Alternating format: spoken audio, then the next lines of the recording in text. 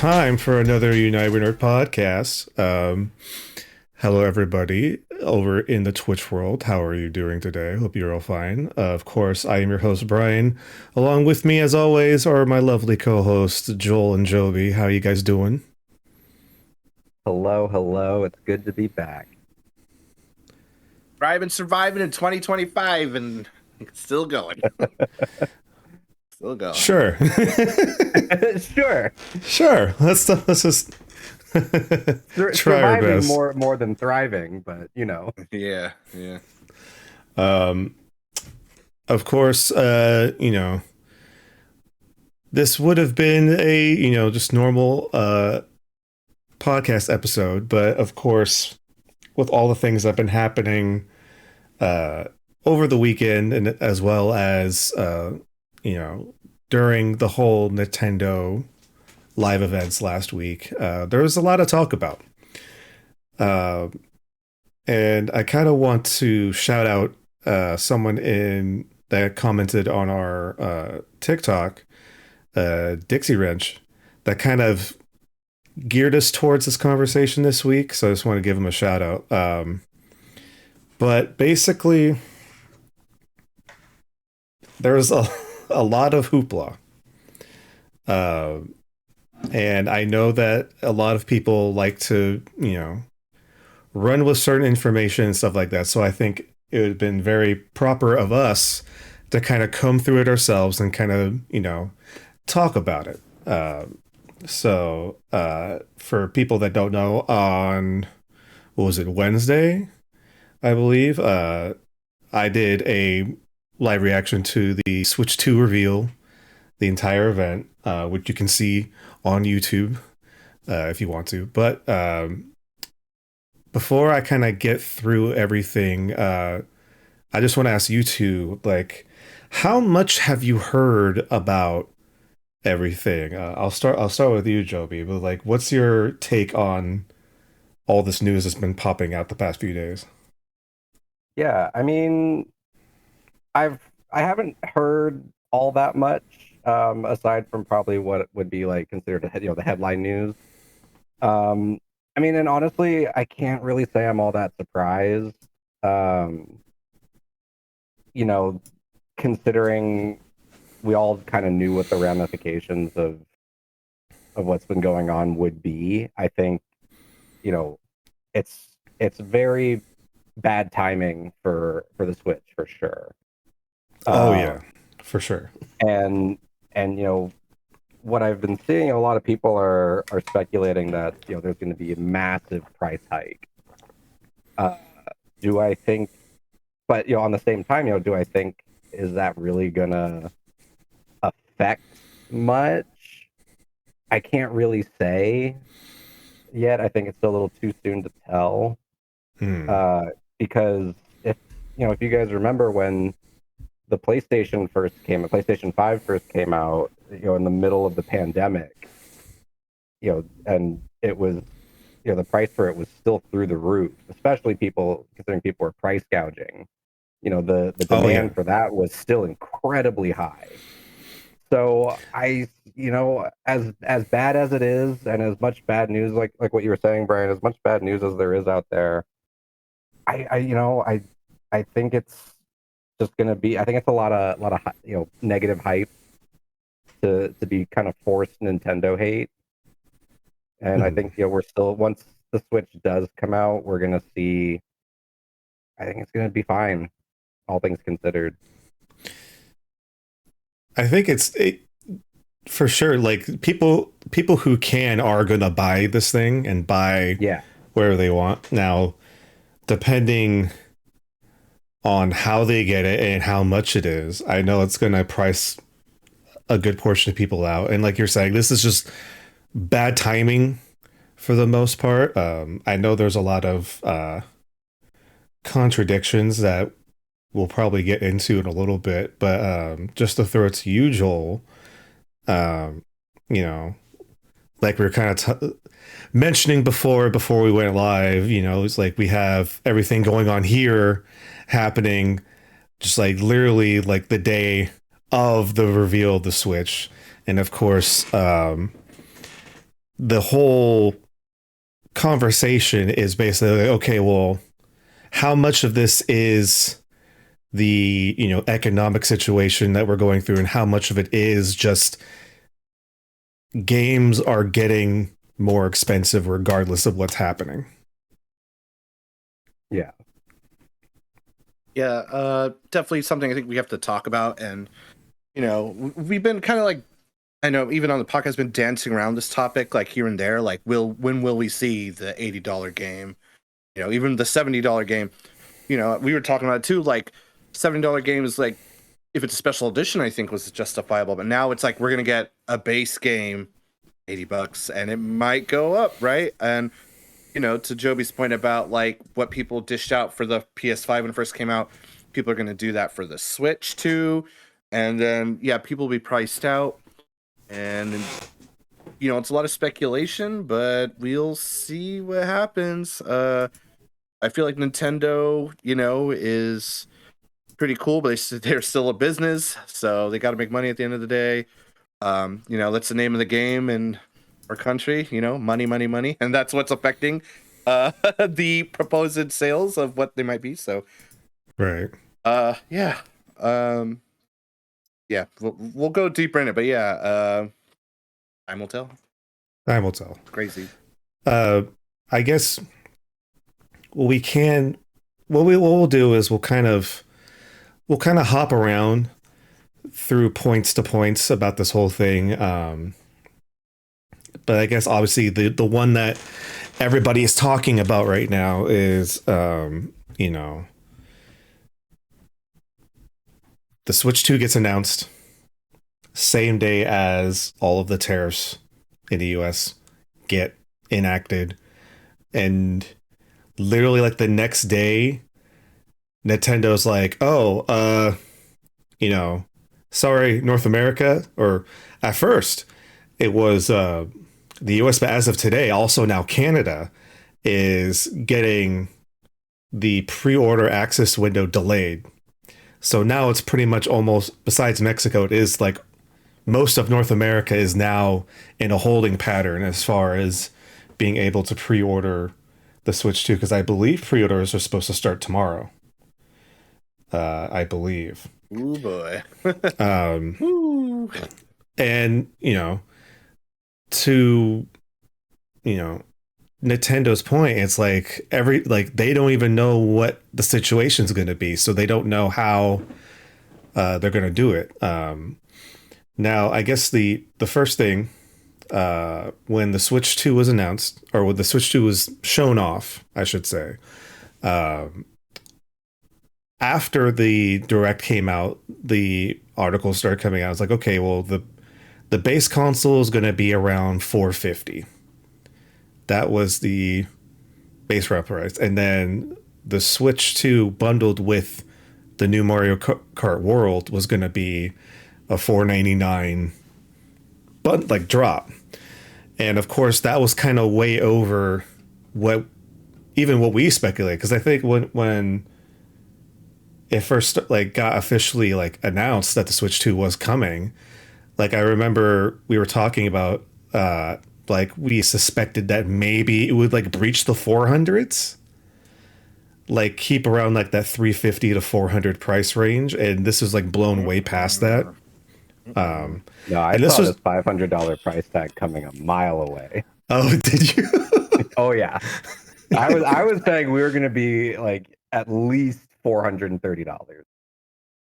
Okay. Before accessories. Before accessories and bundle prices. But yeah, because you have to imagine, because the first Switch came out, correct me if I'm wrong, the Switch 2 came out at roughly 300, 350-ish when it came out. So it kind of makes sense that it's a little bit more. And of course, the big arguments of being whether or not this is just what Nintendo was planning on doing, or how much did the tariff situation go into it. And it's kind of confusing a little bit, just because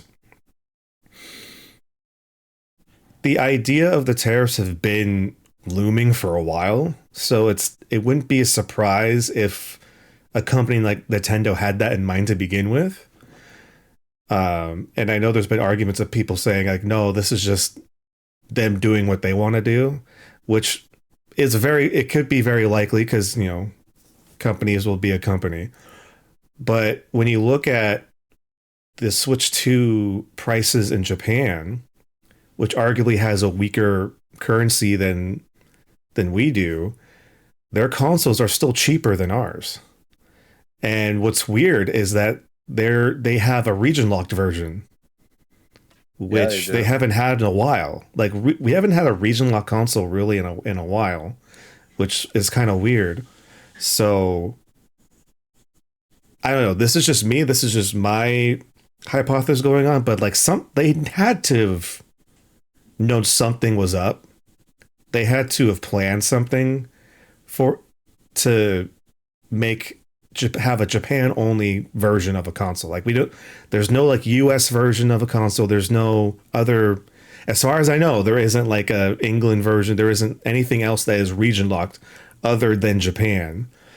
So I have a feeling that they knew that it would be a possibility that people would be trying to get their versions, their consoles, because it would be cheap. Like it would be cheaper to just buy a console from Japan, have it shipped over, pay the extra money to get it shipped over to here, and you'd still be spending less money than just buying it here.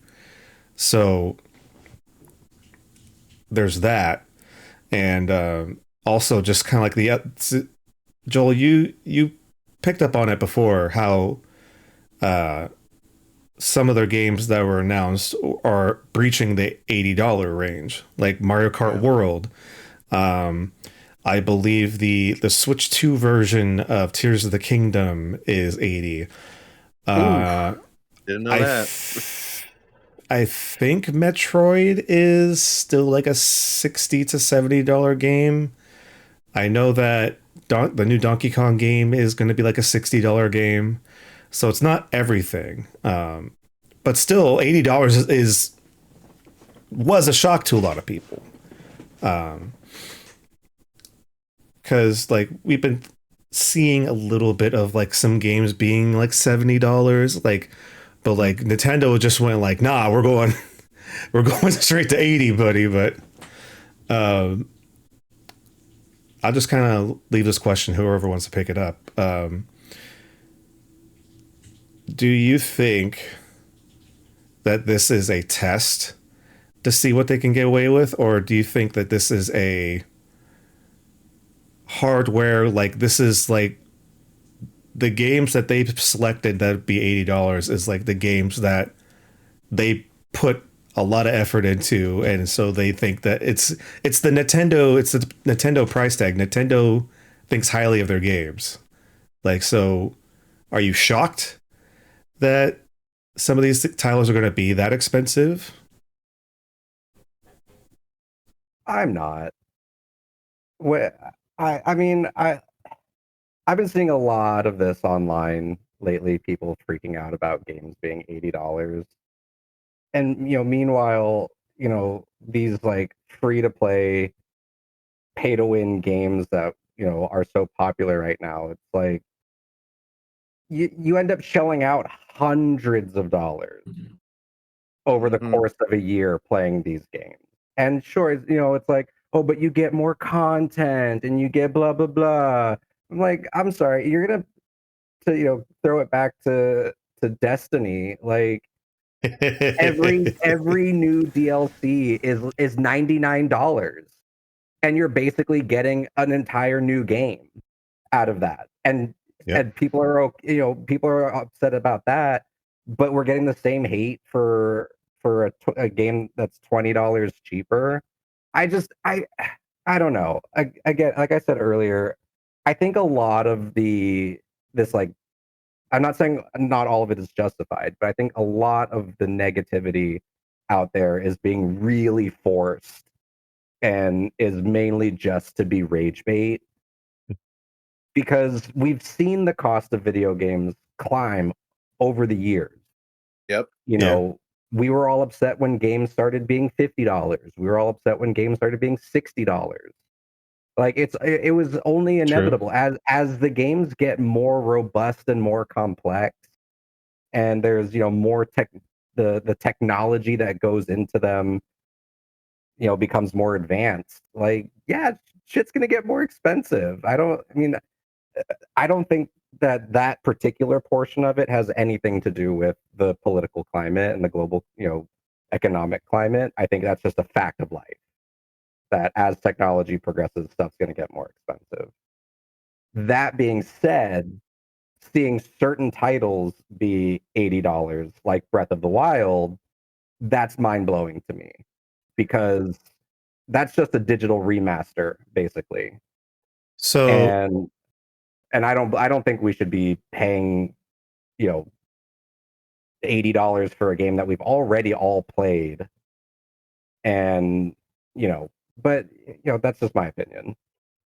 you do have a good point. I will specify it just for the record so that nobody can get us in a gotcha moment. Yeah, fair. The $80 price tag for the Switch 2 version is buying the full game for the Switch 2.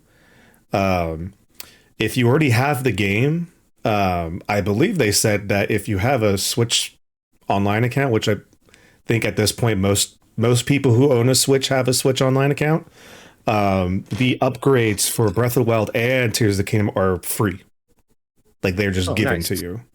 So if you already own it, it's a pretty much a free upgrade for you. But like for people that haven't invested into the most recent Zelda games, like having Tears of the Kingdom be like an $80 purchase and Breath of the Wild be like a $60 to $70 purchase is pretty wild.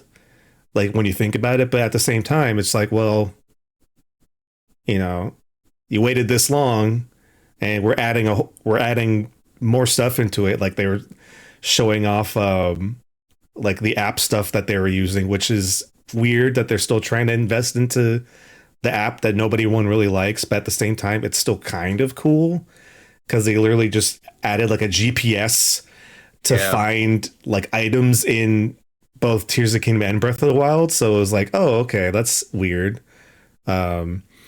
I just want to throw it over to Ben real quick, who's in chat, saying maybe if large studios didn't make games that have to push the boundary of hardware limitations, then maybe they wouldn't have to be so expensive. And then living by the quote, I want shooter games with worse graphics made by people who are paid more to work less.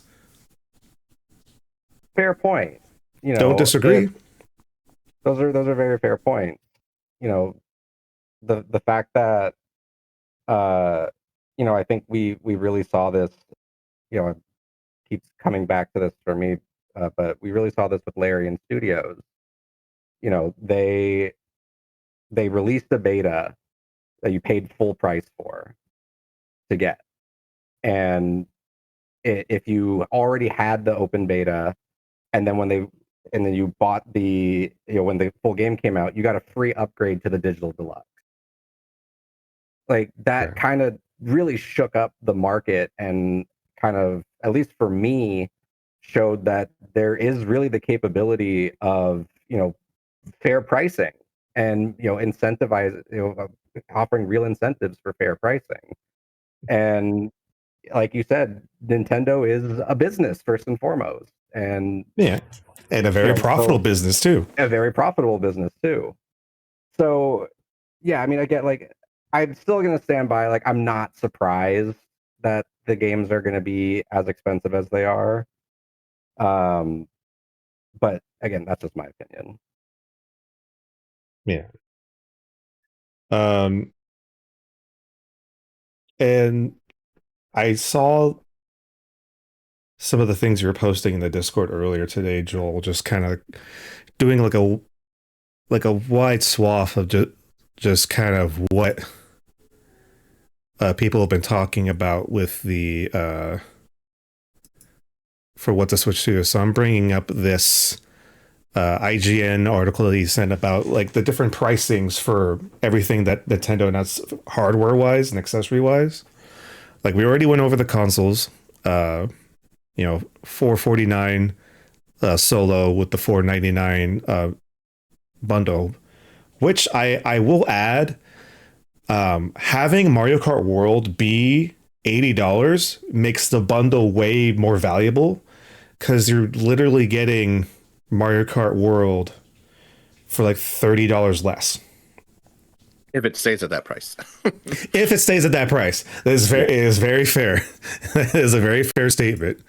Let's see. They announced their Switch 2 Pro controller, which looks really nice. And from reports say it's a very nice controller. It's going to be $80. So that's about a $10 increase, which for a next gen console isn't kind of out of the norm, because it does have newer features in it. I think it's HD Rumble 2. It has the actual audio jack this time, because there is going to be an actual way to chat with people on a Switch, which is fucking fantastic. And then the one that people really kind of went, oh my god, with was to buy a set of Joy-Con 2s. That's going to ring you up $90.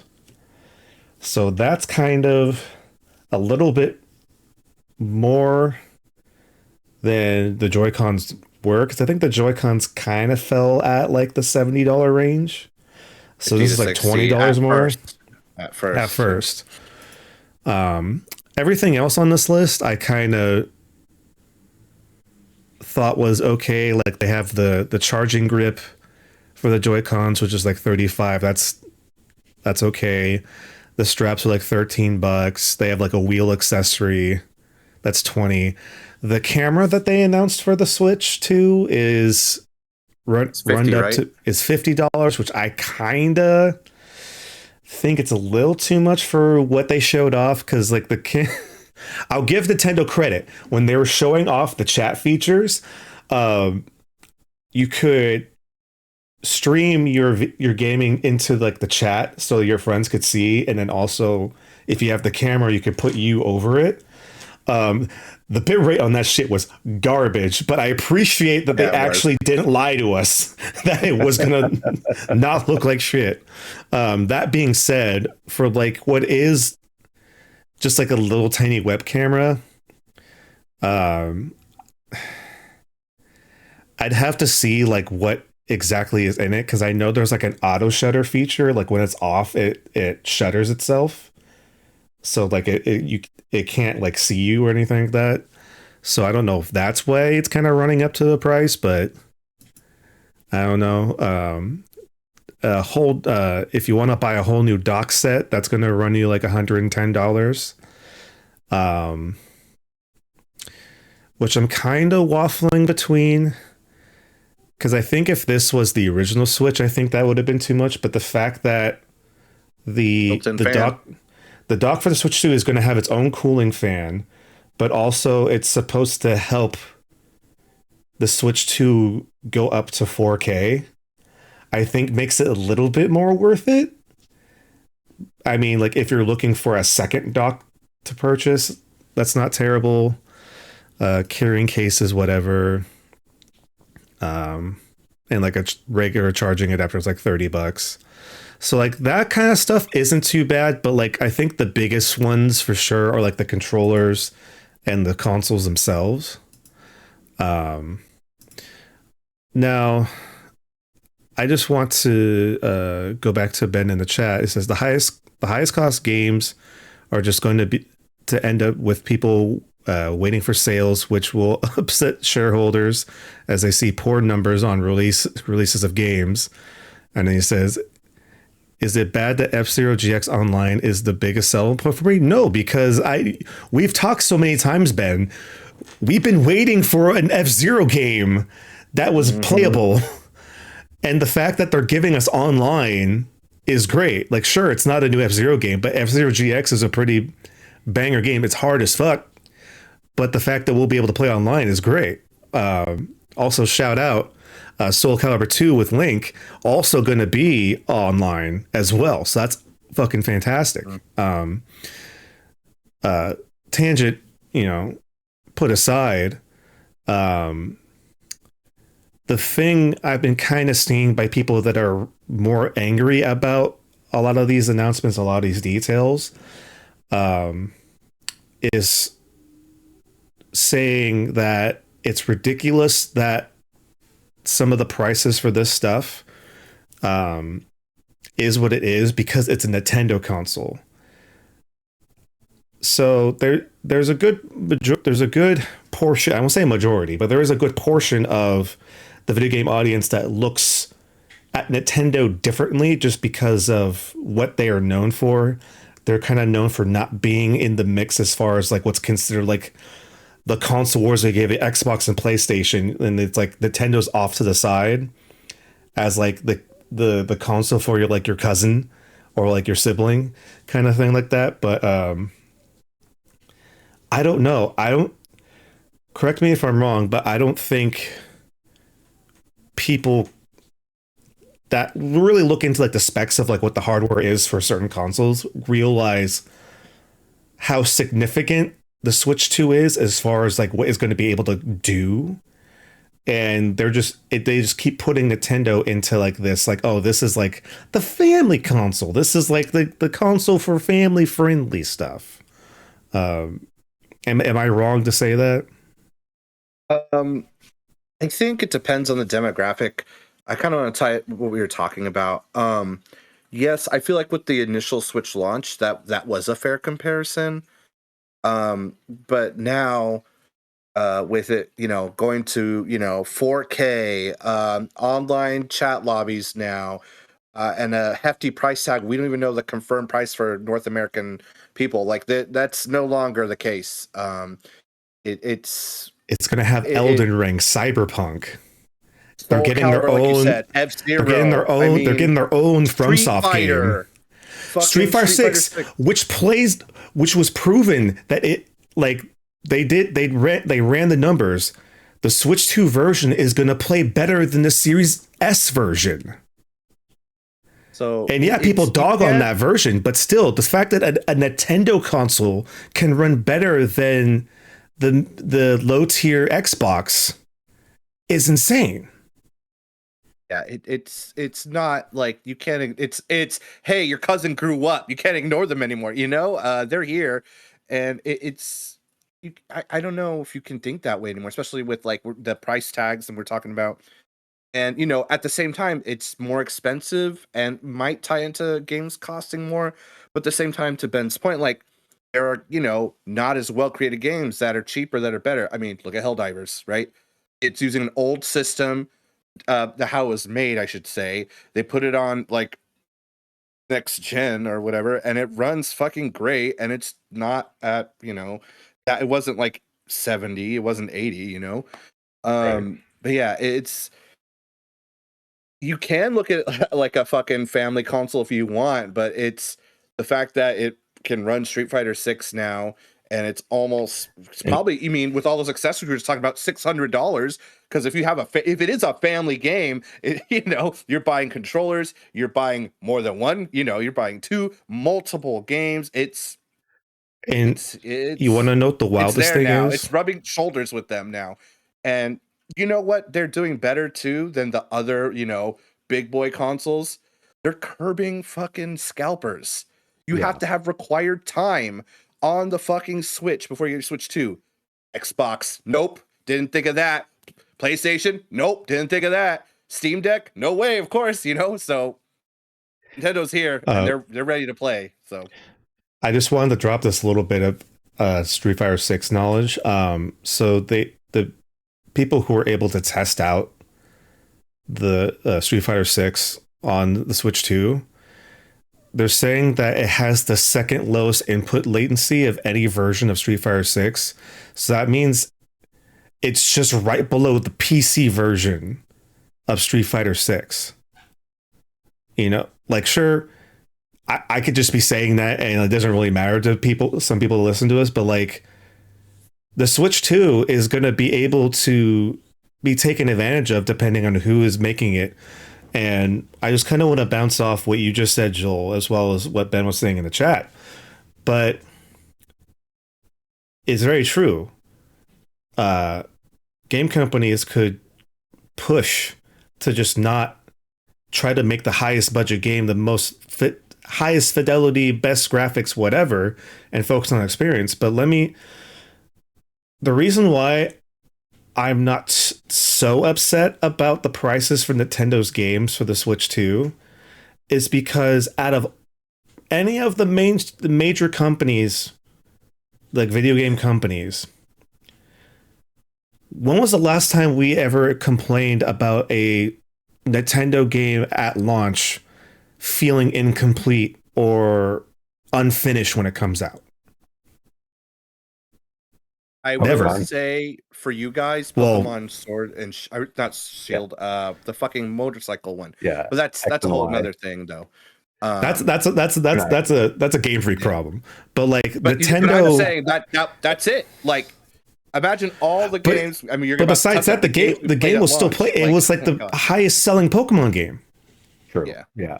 That too. Which, I mean, Pokemon is the whole thing in like a whole nother beast in general. But as far as like Legend of Zelda, Mario, you know, the main core Nintendo games are always complete and always feature rich for what they are, compared to like the big budget games that come out with day one patches and, you know, they still kind of run weird sometimes. Like not to the developer's fault, but sometimes. And I'll bet you 10-1 we're not going to get a Nintendo game with missing voice lines. I'm going to talk about this later too. Because to what you're saying, Brian, I feel like Nintendo would say we're going to wait, we're going to hold back on the release. And they always do. Yeah. Like Metroid Prime 4. They restarted that game because they didn't like how it was going. And look at it now. It looks fantastic. And you have like the weird hybrid like mouse controller with like the one Joy-Con in hand. And apparently it plays really good. It looks good and it's running. It'll be able to have a quality mode or a performance mode and like go to like 120, like 60 frames a second and looks gorgeous. And that's on the Nintendo console. Yeah. It's going to be an interesting time to see what the Switch 2 is going to be offer as far as like viability, and see how many people kind of like look at Nintendo as a major thing. Since we're kind of talking about this real quick, while you're talking, Joby and Joel, I looked up the tech specs for the Switch 2, and I've heard a lot of people compare it to like the Steam Deck, and I just kind of like wanted to do like a little comparison. So for people that don't know, the Steam Deck has 3 different versions right now. It has the lower end, which is like their LCD, like $400 model. The mid tier, which is an OLED, 512 gigs, runs about $550. And of course, the high end is like the 1 terabyte OLED that runs you about $650. The Switch 2 blows the low end Steam Deck out of the water, like outright. Has better screen, bigger screen. The Switch 2 is going to be able to go up to 4K, so it blows that out of the water. Has a better battery life. And I'm looking at the mid tier, and just based off of like what Steam just kind of has out for their specs for the mid tier OLED or Steam Deck, the Switch 2 kind of looks a little bit better. It's not an OLED, but it is an HDR, like really nice LCD screen, which looks really good. The Switch 2 screen is still bigger. The Switch 2 is like a 7.9, where this one's a 7.4, which doesn't sound like a lot, but it kind of matters a little bit. Size does matter. Size does matter. The Switch 2's refresh rate is better. Because the Switch 2 will be able to go up to what was it? 120, while this Steam Deck goes up to 90 refresh rate. Uh, the battery life is somewhat, similar, because they said like, oh, it'll be, I think they said like 2 to 9 or 2 to 6 hours depending on what game you play. So it's kind of like a hit or miss depending on what you're doing. But I'm just kind of bringing this up because I'm seeing a lot of people keep dogging on. It's like, oh, it's a Nintendo console. It's like, why is these things like, well, yeah, it's a Nintendo console, but this is like Nintendo really trying to like get into like the modern day.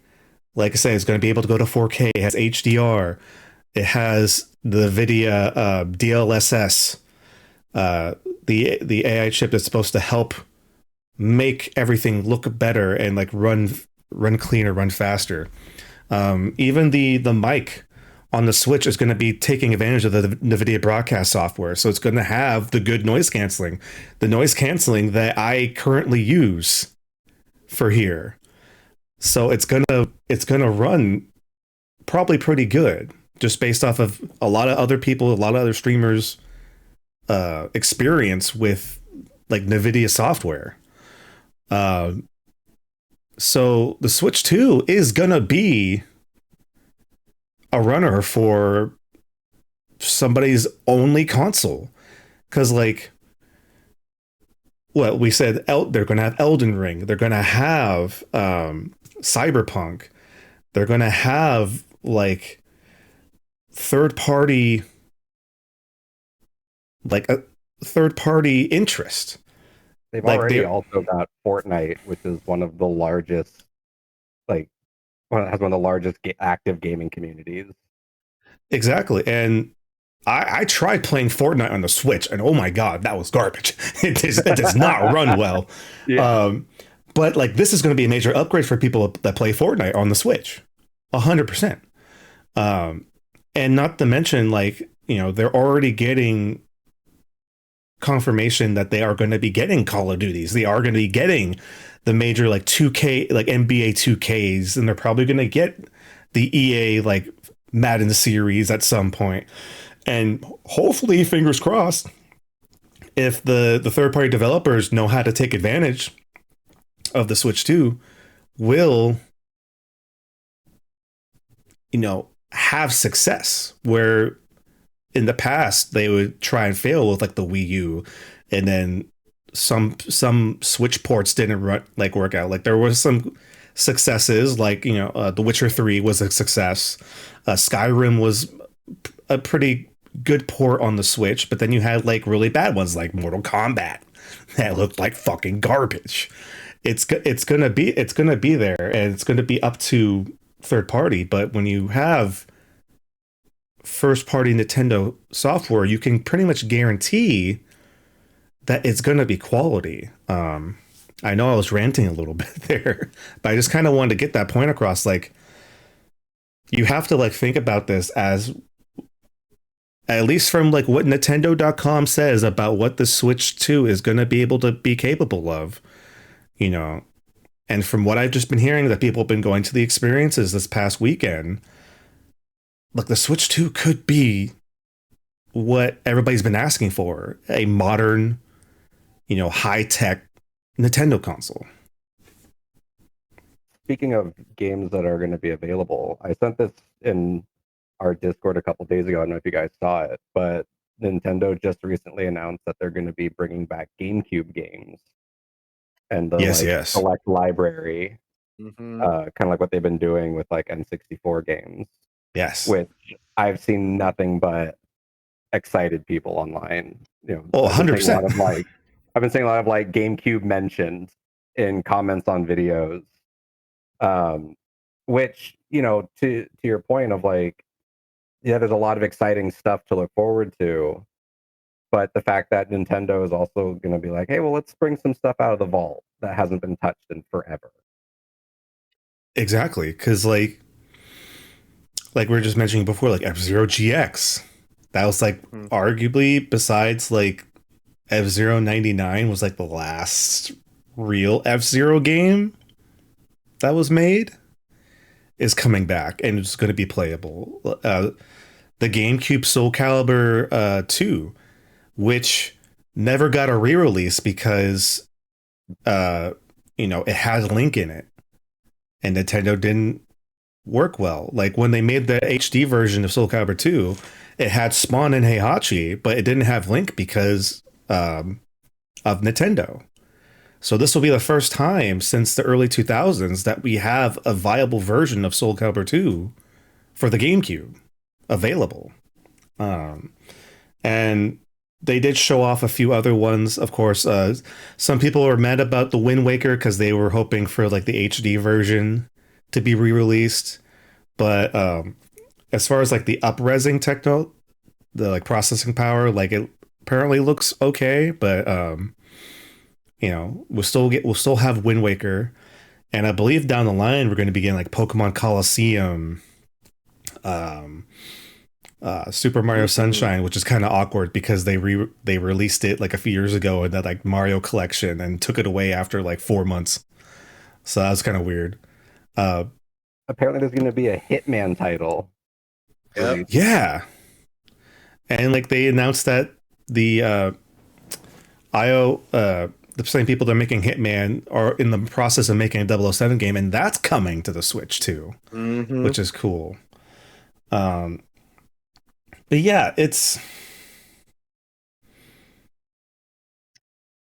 very exciting to see Nintendo kind of be in a space where they are going to be more caught up with other consoles, but they're still holding on to like what they're good at.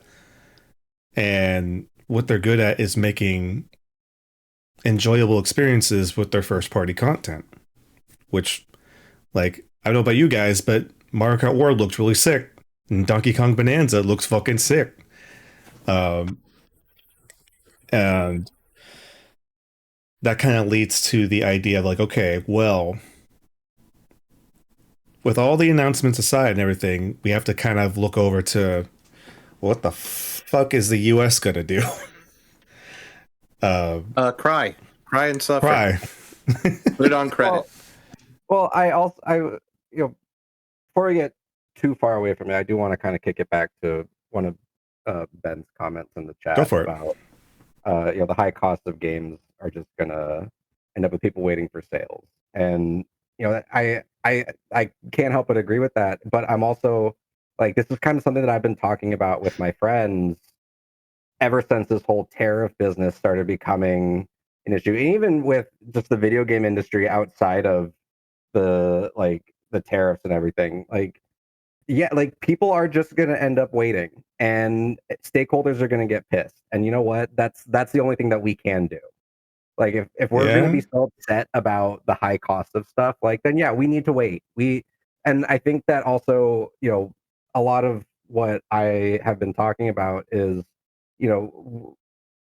as much as we say like, yeah, we should just wait and blah blah blah, like we're really underestimating the purchasing power that the gaming community has and the inability to wait for the prices to come down, which is why I said at the beginning, like, I don't really think that the higher price on this stuff is going to stop anything. Oh no. And if you can afford it, you're going to buy it. Exactly. Yeah. And yeah, like people are going to get priced out, and that really does suck. And I wish that wasn't a thing, especially from a Nintendo centric perspective, where historically Nintendo has been like the more affordable, family friendly, company to buy from. But at the same time, we're also talking about these tariffs might cause prices to go up. I was reading an article today that was saying that the actual like impact of the tariffs, like most likely, just regarding the Switch, we won't really see prices increase like dramatically right out the gate, and that it's more likely it's going to be a slow and steady increase over the next 2 years. And then, depending on sales performance, Nintendo will either reevaluate the cost and keep it where it's at, or they're going to bring the cost down. kind of like what we saw with the PlayStation. Again, like the cost of the PlayStations kept going up and up and up because demand was, they couldn't keep up with the demand. And then by the end of the pandemic, the price for the PlayStation plummeted. And so, I can't help but think that this is going to be more of the same. So, I'm losing my train of thought as I'm saying. Well, to kind of pick off what you're saying is like, I think Nintendo, as far as their console pricing goes, they've always been like, the farther the lifespan of a console goes, I feel like they've always been pretty good about adjusting the price. Like we've seen that through the Switch's lifespan, where the Switch started out as a, close to $400, like under 400. And then as the years went on and like the other iterations started coming out, they would price it accordingly when they would drop it to what the original Switch ended up like almost being in like the 200s at one point. Like the Switch Lights were just under 200. And then even the second version ended up being dropped in price when the OLED came out. And the OLED wasn't even far behind that, as like it got like a small price drop as well. I did kind of chuckle a little bit thinking it was like Nintendo putting games on sale. What? When have they ever done that shit? Nah, man. And you pay for Diamond and Pearl $60 on the DS. Yeah, and I just want to say that goes back to people thinking it's been like a kid's game. Like, yeah, it is, but you haven't been paying attention. Like, to your point, Pokemon games never fucking go on sale. Yeah. Ever. You're if paying anything, as time goes on, the cost of those games goes up. Yep. Yeah. So like, have you guys looked at like trying to buy like an old Game Boy Advance cartridge of like Pokemon Ruby or Emerald? Like, good fucking luck. Heaven forbid you go back to like a Game Boy Color cartridge. Those things are going to cost you like at least $200. Yeesh. But I remembered my original point of what I was saying during my tirade. It's, if we want to see prices come down again and stabilize into a more, more like what we were used to, we got to slow down with our trigger fingers on buying this shit. To Ben's point, exactly. Like, we need to make shareholders mad. It, like, the only way that we can get any sort of, stabilization of this kind of market that we've created is if we stop dumping money into it. Yeah, right. Oh God, there's a quote I heard on Kind of Funny. I forget where it originated from, but when they're talking about just this thing, it's like, gamers, we all have backlogs, don't we? time to dive into those backlogs. Yeah. All those games. That's exactly what we need to do. Go play that game now. Oh wait, but this new game just came out.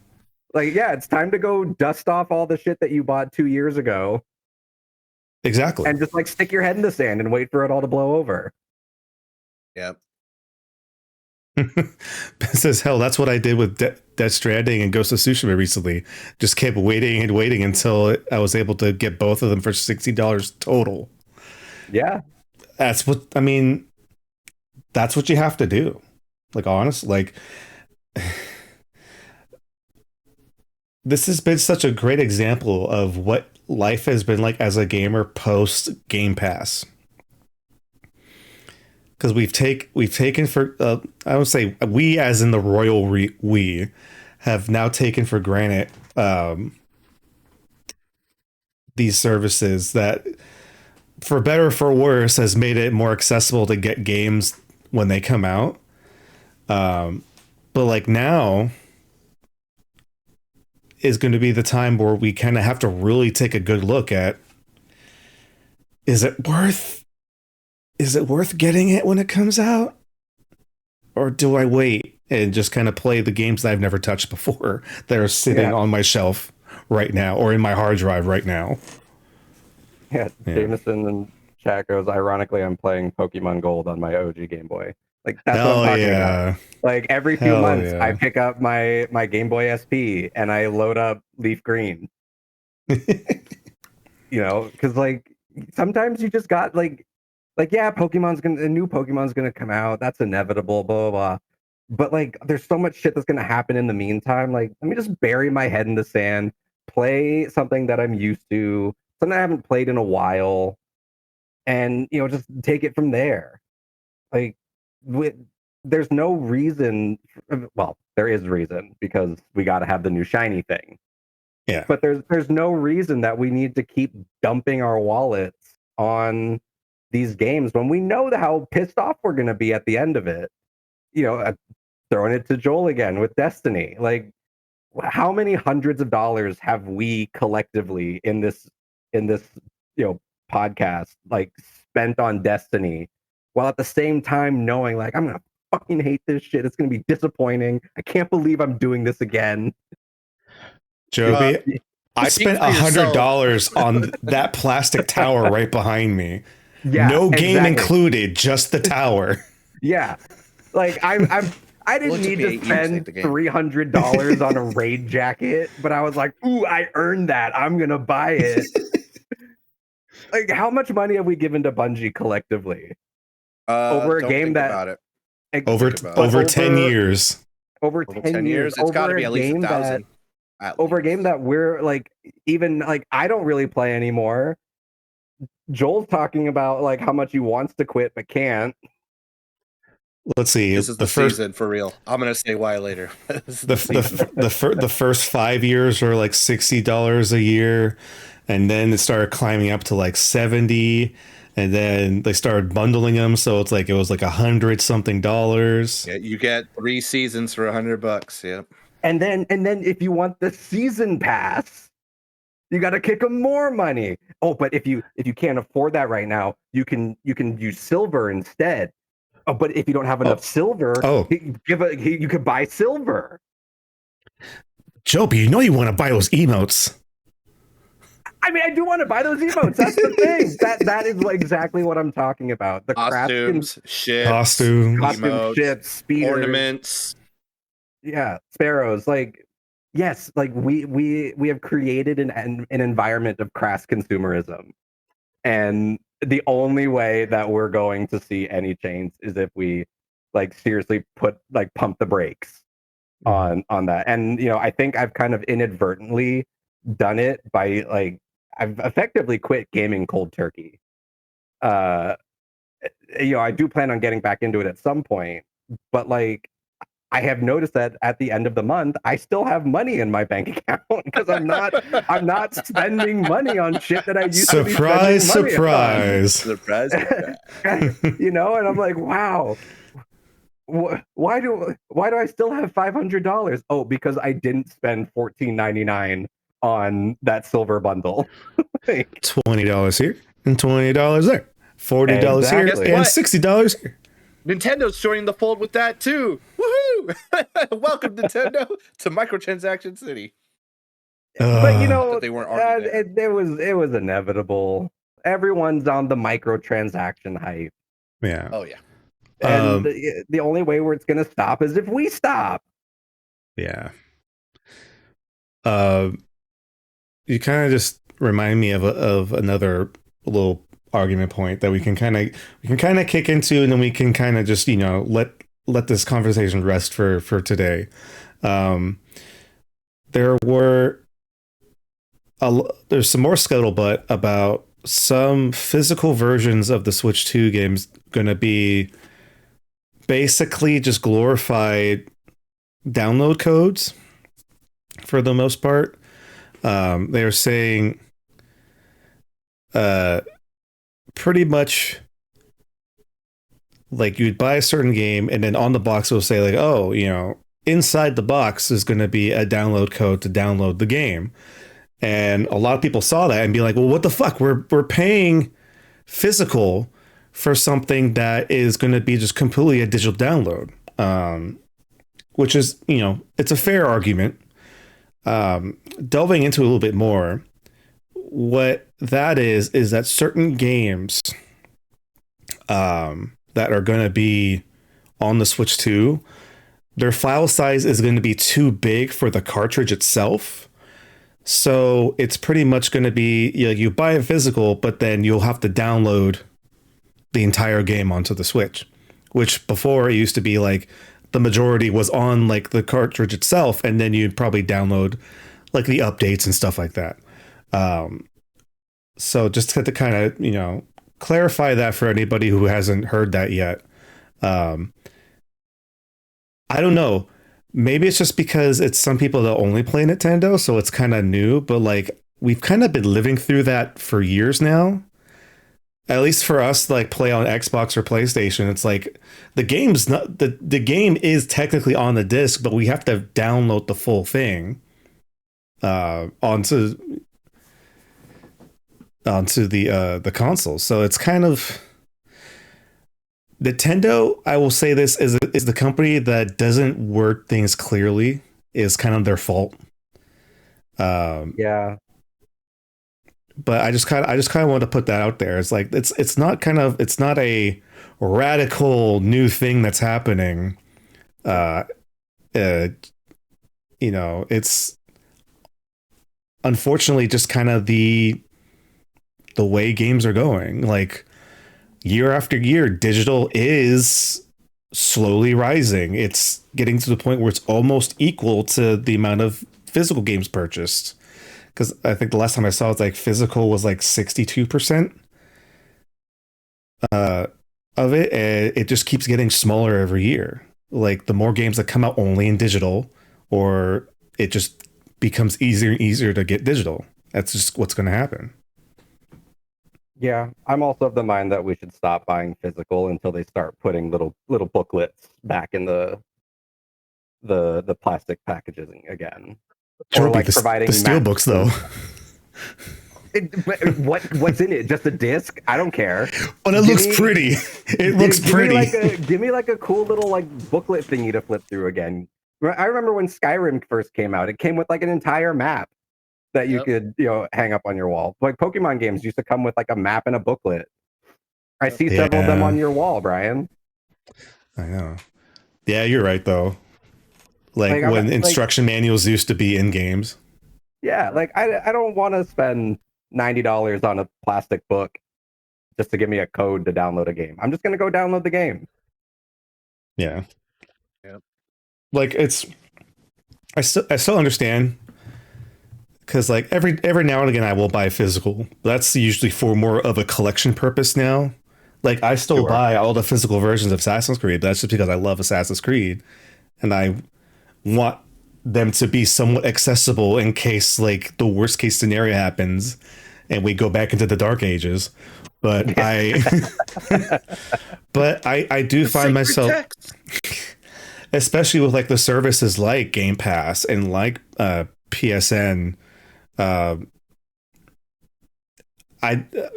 just find myself being more and more digital, and it's just become easier. Now I know it's not accessible to everybody, which is still why physical is still kind of dominating, but the margins are starting to get closer and closer as the years go by. I mean, the only reason I bought a PS5 with a disc drive was because I also didn't want to have to buy a DVD player. Fair. And like, that means I got to pay more for the console, but like, it's dual purpose for me at that point. Because like, I still have a bunch of DVDs. Or you could just spend $80 to get the disc drive. But I'm not going to buy the game. I'm going to download the game. Yeah, exactly. I don't know. It's just funny to kind of. Do you guys remember when the Xbox One got revealed a long time ago, and the biggest controversy was that they were going to try to do this thing where the games would be like mostly just downloaded. Like there was the DRM thing, which was kind of weird, but it was like games will be mostly downloaded now. Like the CD is just going to be the installer for the most part, and how everybody raged about it. And now that's just kind of like, yeah, of course. But why would you think that'd be different? It's like, it's just so weird where we started from to where we are now is kind of wild. Well, everyone has a knee-jerk reaction to change. And then once the change just kind of becomes the status quo, it's like, oh yeah, can you believe how upset we got like 5 years ago? Yeah. And the companies are laughing all the way to the bank. Mm-hmm. Or crying all the way to the unemployment line. Well, that's the people that work for the companies. Fair, fair. The whole year of that. Whole year of reporting on that. Yeah, I don't know. Yeah, so we'll see what happens. Like I say, we're kind of in a holding pattern now, so we kind of don't know what's going to happen as far as the Switch 2 goes. So it'll be kind of exciting to get more updates as the days and weeks and months go on.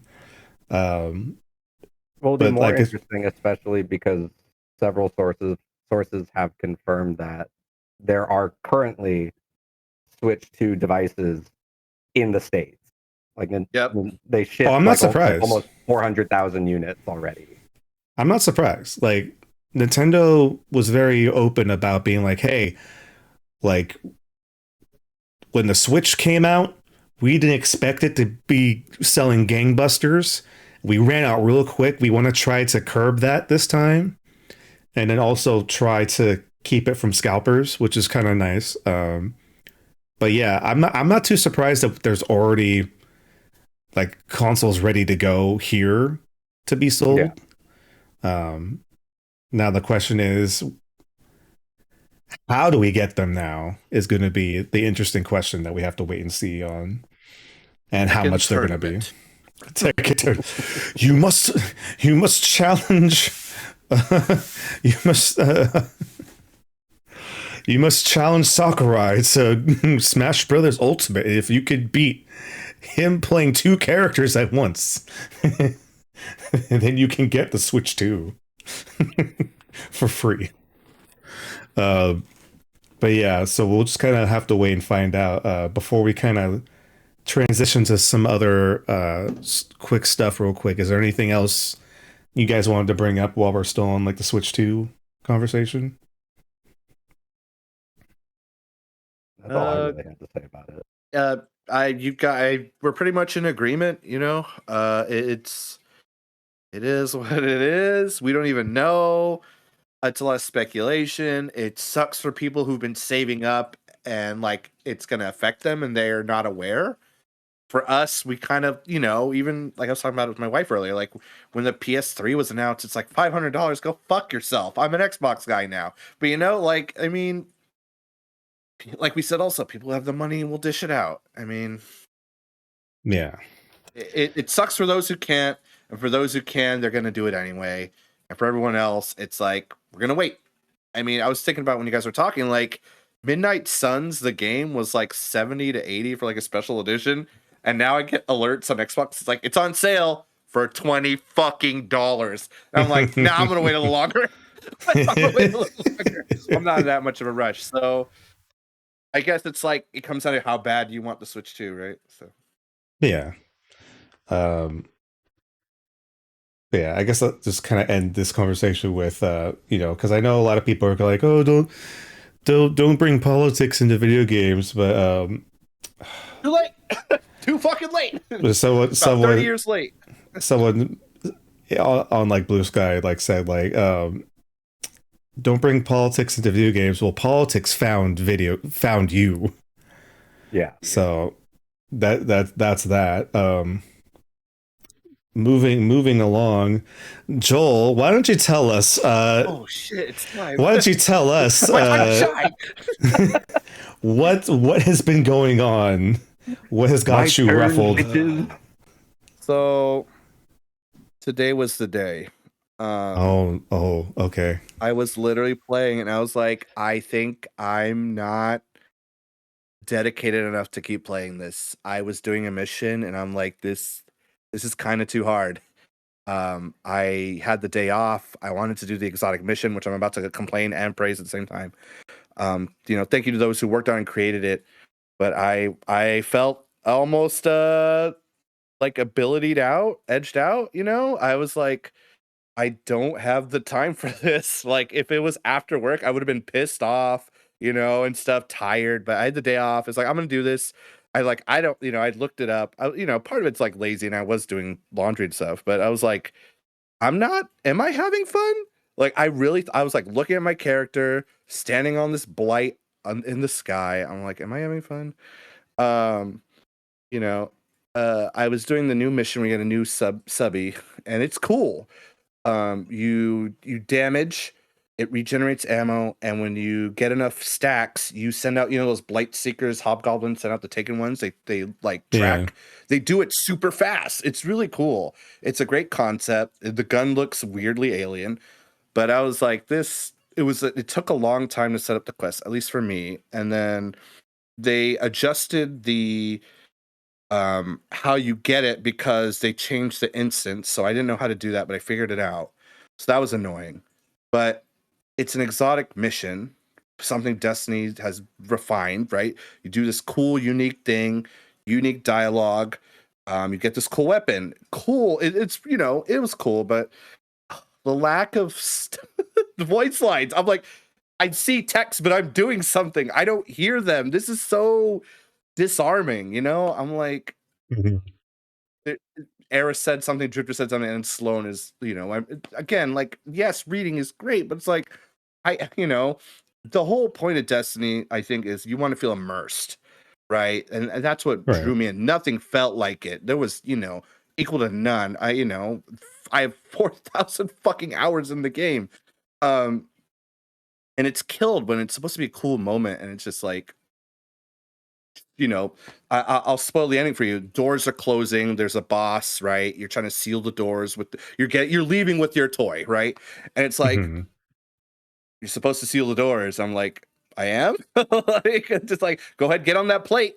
It's like, okay, and I'm just hearing like Thrall hitting me and shit and cinematics, cool. But I would like to hear the voice actor put in the work, at least for me, Oh wait. The instructions were supposed to be voice lines? I think no, it's like an easy like guide. I'm just saying like, okay, the audio cue with it would have been really nice. There's a marker. It's not like only audio cue. Okay. But I was like, oh man, like that would have been a lot cooler with voice lines. But yeah. Second thing, so this week, or was it last week? Maybe it was last week. They introed part 3 of the story. Really cool intro cinematic. Something like dynamic happens. Like, oh, this is sick. And it's the boss, but they're not talking.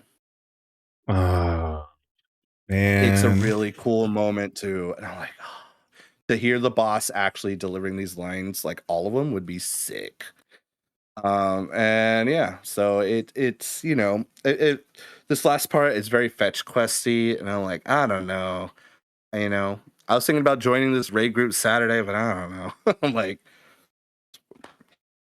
I don't know. Like, I really had this serious conversation with myself. Like, I don't think I'm gonna pull the trigger right away on the next thing. Like, that has been like, I gotta be on top of it, gotta be ready to do it, and at least be there for my clan. I'm like, I don't even know if I want to.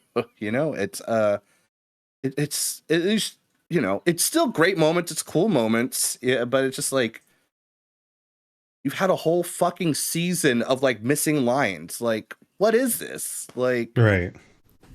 Like we were talking earlier, Nintendo delivers fully, for the most part. Like it's all fleshed out. Sure, there are bugs and whatever, it's gonna happen, but like not missing shit like that. That's pretty egregious by comparison. Right. I'm sure there's some examples too.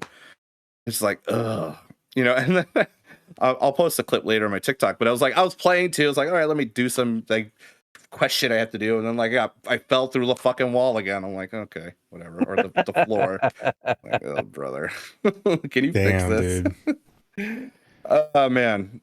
Yeah. The playing, I complain, but I still play, right? But it's just, this season has been the hardest season as a dedicated Destiny fan for me.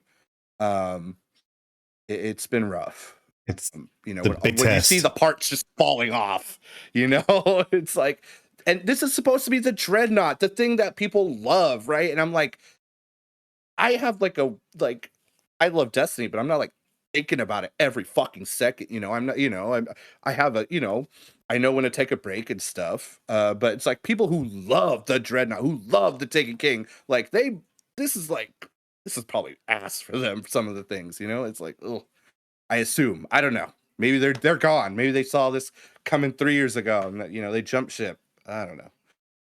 No, you were still playing 3 years ago. Nice try. Put your hand down. Yeah.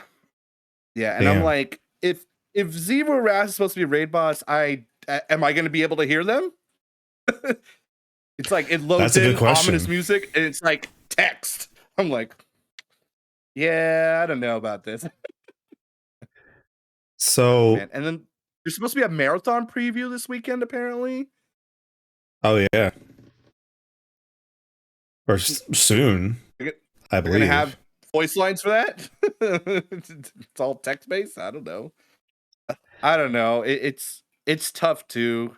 It's like you don't want to play anymore, right? And Ben won't play as much anymore because he's busy. He's doing other things. He likes to play. You know, other people have dropped off. People I used to play with, they're dropped off. It's like, well, I'm here if you need help, guys. You know, but which is sad because they have some really cool stuff. You know, of course, shout out to the devs for working on it. It's like, fucking Yeah. brother, you know.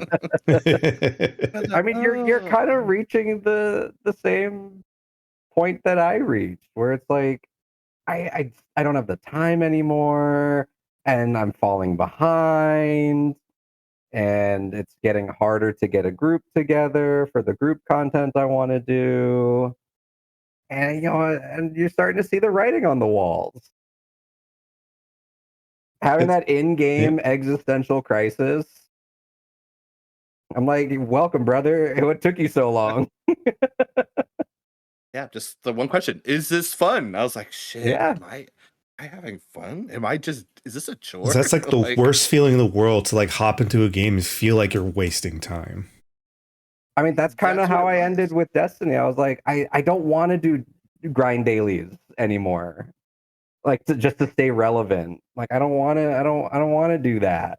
I don't want to have to go to, you know, my quest step is to go to that planet to talk to somebody, to go to another planet to talk to somebody, to go to another planet to talk to somebody, and I have to sit through the loading screens every single time. Like, I would much rather just go do something else. Why Well, at least would when you you think? did it, they had voice lines. Well, why would you? Now Eris talking to herself sometimes. Well, why did you think I would take so long to do the raids? Because to me, that was just some of the most tedious stuff. Like, cool, there was cool moments, but it's like, I remember, I forget which raid it was, but I just remember the feeling of spending like 4 to 5 hours on a raid. Probably Garden. It was probably Garden, and we didn't finish it. And I was like, we've had a lot of those over the years. And it's like, I could have been playing anything else right now. Not to say I wasn't having fun at moments, but it's just like the feeling is like I am not a raid guy. Like, I will be the first one to admit I am not a raid guy. Like, I will wait until everybody else in the squad like has done it like 12 times, and then I'll hop in because it'll be a smoother process, and I can just be the sixth wheel, like just shooting ads and whatnot. But like, I can't imagine whatever is supposed to be coming next if Destiny is going to be at the same quality it is now. Like, if I felt that way back then, like I can't imagine what it would feel like to get to like that ultimate moment with Zevo Wrath and just be like, what the fuck am I doing here? Like, what is this? But like, Joel, just to get your feelings, like how hovered is the finger over the escape pod button? Like, where are you with that? My hands were still on the wheel, you know. Today it's like, well, I'm looking at it. This you know. But I always say that, and something sick comes along. But I don't know. Today I really felt like I seriously, like I was driving earlier and I was like, I don't know if I need to get the next thing right away. And for me, that's a big indicator. Like I'm, even if it's not day one, week one, I'm like, I'm there. Let's rock it together. Let's see what happens, Right. All I'll say is that I am happy that this started happening after Final Shape. It was a great endpoint, and it honestly they probably should have stopped and moved toward marathon or something else, like maybe I don't know, a different story, focus on a character with the same feel, or 3 characters, and just make it like that or something. I don't know. There's so much to do at the same time. Once you've reached the peak, like what is there to do? That's the problem I ran into a long time ago. It's like when I was maxed out once, I was like, what is there for me to do? Right? I still want to play. It's like, well, I'm gonna head into PvP, but it's like even I've reached once the top of one of the facets, right? One of the pillars. Let's say there's 3 pillars. Reach the top. It's like, now what do I do? It's like, yeah. I don't know. It's just as much as we don't want to look at it as a live service game. Like at the end of the day, that's what Destiny is a live service game. And once that service starts to dip,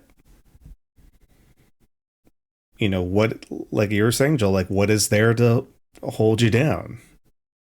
I don't want to do 3 Nightfalls. I don't want to do 3 Gambits. And I definitely don't want to do 3 PvP matches. Well, you don't have to, Joby. Let me tell you, with the new Pathfinder system, you can do one of each and be done and get your exotic. And now you don't have to do bounties anymore. Instead, there are bounties in the activity that you can do and collect and get bright dust and do it over and over again. Oh boy. So the reward is less now? Not necessarily. Not guaranteed necessarily. Oh, it's just getting worse. The more I hear about it, it's getting worse. I'm so glad I stopped when I did. You can get XP for doing something you were already planning to do.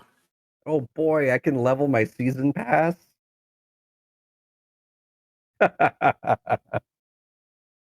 Maybe I'll get that Steamboat Willie fucking emote and just peace out. Maybe that'll be it. See, level 150. Or just wait, it'll be available for Bright Dust soon. And apparently you're getting a lot of Bright Dust. Yeah, I am. I am. You know what's sad? If it was any other situation, I would have been totally down to grind for that Steamboat Willie emote. But hearing that it's like 150, it's like I can't do that. It's not enough for me to fucking try anymore. Which is sad. I mean, on the flip side, the fact that you're free. That's what the flip side. You're free. My chains have been broken. Just come join me over here. It's a lot less stressful. Yeah. But like the fact that we have been playing this game for like 10 years and we're just getting to that point of like, why the fuck am I still here is a testament to what Bungie did with the game. And it does suck, especially like being so invested into it like any other franchise and then like feeling like it feels like you're just kind of being pushed out of it a little bit. But instead of being pushed out by a community, you're being pushed out by the choices of higher up development. You just reminded me, they reintroduced the fucking Sunless Cell Strike, the one with the giant guy with the hammer in the dark. Do you remember that from Destiny 1? It's on the Dreadnought. Yeah. Missing voice lines too. Is it the same mission? They changed it up a little for Taken and the Dread, but yeah. But isn't it Taken, like? But besides like the enemies, is it still basically the same mission? from what I saw, unless they change it up more in the night. So why the fuck are they missing voice lines then? If it's almost the same exact mission, just use this. They use the old stuff. With the story. Support voice actors. Yeah, for real. We here at the podcast support our friendly neighborhood SAG-AFTRA voice actors. We're very pro SAG-AFTRA. Get paid. I'd say even just say we're very pro paycheck. Yeah, we're pro getting the bag. Yeah, pro getting that shmoney. Oh, I'm sorry that it seems like the world of Destiny is starting to crack and crumble for you, Joel. I mean, I just my warlock is just gonna take that long rest that he found one day in that one mission. That's all. Inside of the concrete steps. Yeah. Right. Shit. Who knows? Yeah. I say it now. We'll see in a month how I really feel. I always bounce back and forth. Knowing you, we'll see in 6 months. Now watch. What if, like, fingers crossed, like in the next few weeks, like they finally make like a deal with the actors, and then all of a sudden, it's just all the voice lines just magically appear. And it's like, oh, they've been here all the whole time. It's just we haven't been able to, flip the switch on. Yeah, fuck you guys. We haven't been able to, dot the I's and cross the T's and whatnot. If they actually did that, I would say we should go through the exotic mission because lore-wise, it's cool, and that's it. That's it. Get the new subby. Get the new subby. New subby. There are some really cool moments.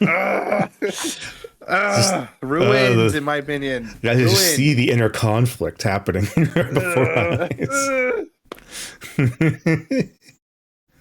Oh, well, only time will tell for that story. We'll have to get back with you next time to see if anything's changed or not. Yeah, changes. Changes a lot. Yeah, Changes. We'll keep our thumb on the weekly pulse. Yeah. Don't worry, I'll be there tomorrow. All right. Anything else before we kind of just wrap it up for today? I know Joby posted something, but kind of related. So, there's a John Wick property being worked on. Oh yeah, I know. Animated. Yeah. So I'm a little sad, and it's a prequel. Interesting. It will be cool because it's John Wick, but the creative director from Ultraman Rising left to go do that. So Rising is currently being shelved. Unfortunately, I really like that because Netflix do what they do. So yeah, sad face, but cool from one thing another. It was it was Ultraman Rising. Apparently the working title was Ultraman Fallen, and I was, oh man, that sounds sick. But also it was announced they just started production of Godzilla and Kong 3 in Australia. I really thought you were about to say GTA 6. We already just started right now. Yeah. No. You went available on that G. Available 2025. Getting started. I'm wearing my -1 shirt today. So, yeah, that's cool. it. Some fun news instead of just berating the past 20 minutes, whatever I was doing. I did see that you posted earlier that they're releasing they released the trailer for the new Predator movie, which apparently is animated too. I didn't know it was animated. That's gonna be really interesting. But yeah, so a lot Predator. Of I will say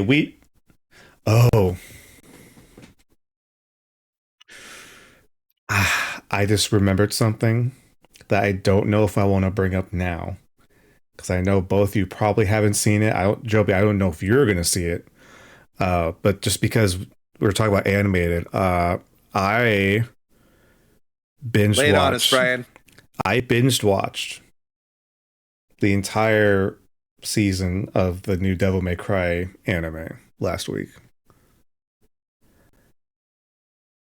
I've only seen one clip online, and I am very enticed. It is a fun show. I'll give it that. I know.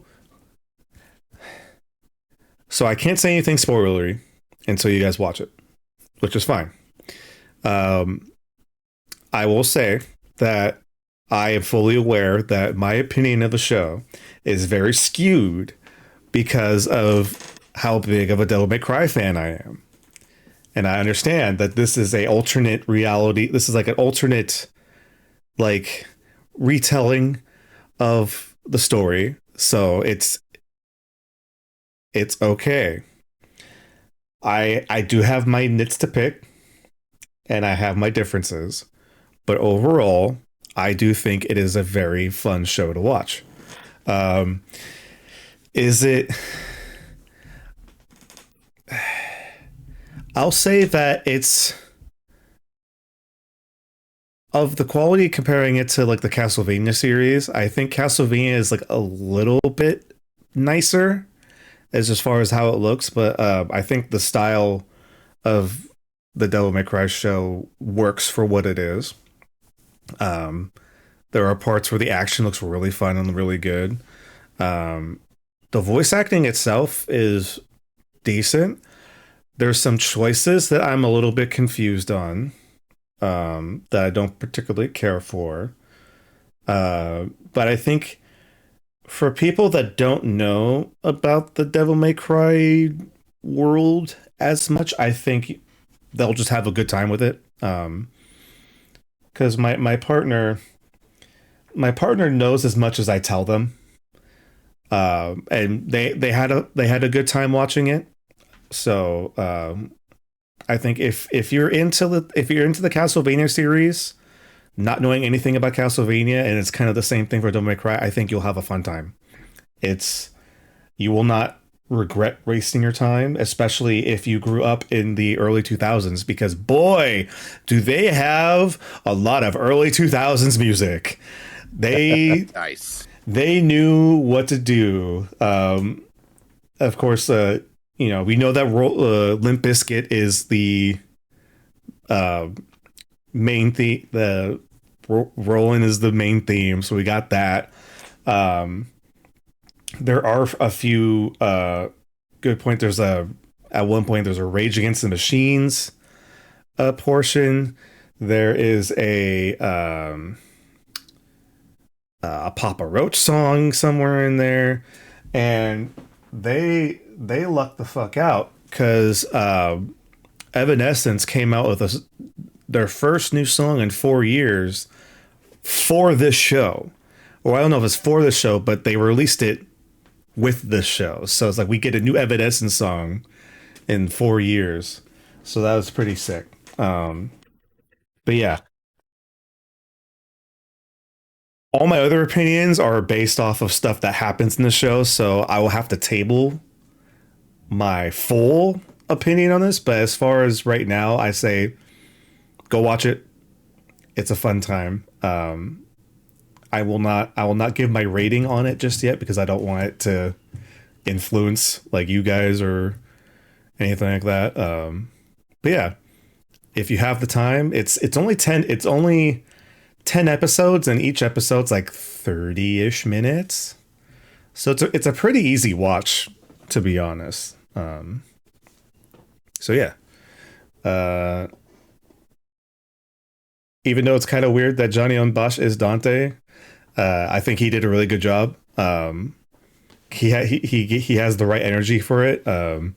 It is just weird just because Johnny Bosch has a very unique voice, and also he plays Nero in the games. So it's kind of hard for me at first to kind of not think of Nero first before Dante, but he did a good job.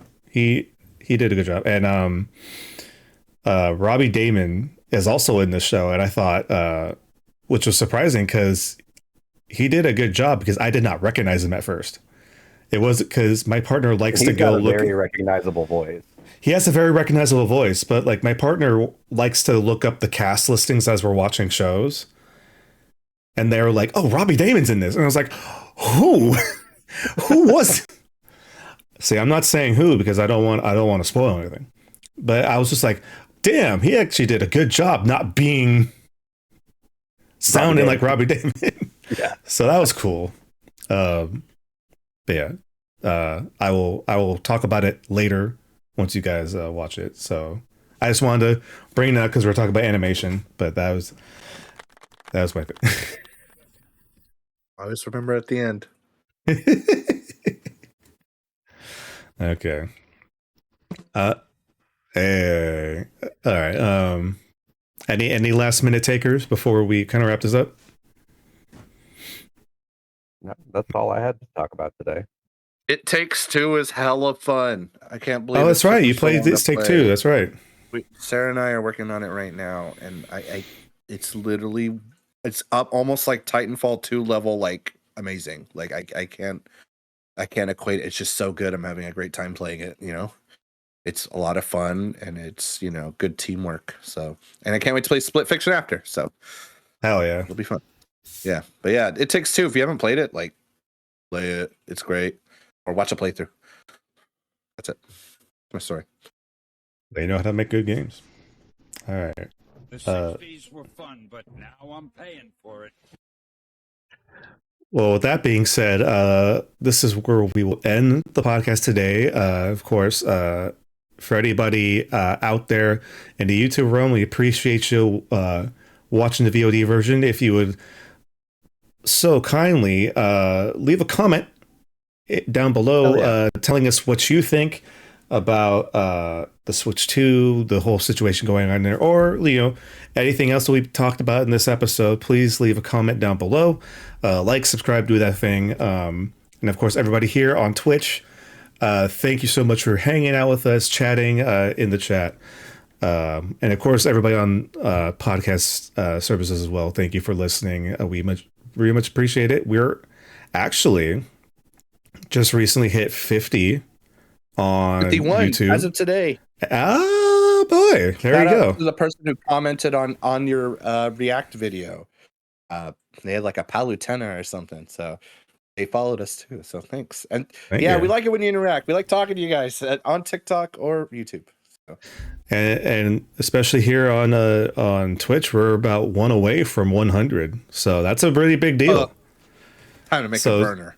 So, for anybody that's been here for a long time or just joining us now, we all appreciate you hanging out with us, having these nerdy conversations, because that's what we love to do. Of course, this has been the United We Nerd podcast. Wait, I remembered something. Oh, rewind the tape. Then we can go. Okay. Recently, if I am not mistaken, it is the 30th anniversary of Gundam Wing. So. Oh, that's right. So, wait, actually, I don't know about 30th anniversary for us in America. It's probably like 28 or 29, maybe 27. But the fact that it's almost been around 30 years, if I'm not mistaken. So that's all. Shout out to the one show that fucking changed my life. If I'm not mistaken. Doesn't the new series come out this week? Oh, yeah. The G-Quarks? G-Quarks, yeah. G-Spark or whatever. Yeah. G-Quark. Yeah. It's Gundam season, baby. Oh, yeah. Well. Happy anniversary, Hiro Yui and Duo Maxwell and Quattro Barber and Troa Barton and Zex Marquise. No, we don't need to talk about fucking Zex. No, just kidding. He's slick. Miliardo Peacecraft. Endless Waltz is a Christmas movie. Just a reminder, everyone. It is a Christmas movie. It's very true. All right, thank everybody for listening. Hard Christmas movie. All right. Keep on nerding, everybody. That man's a fascist.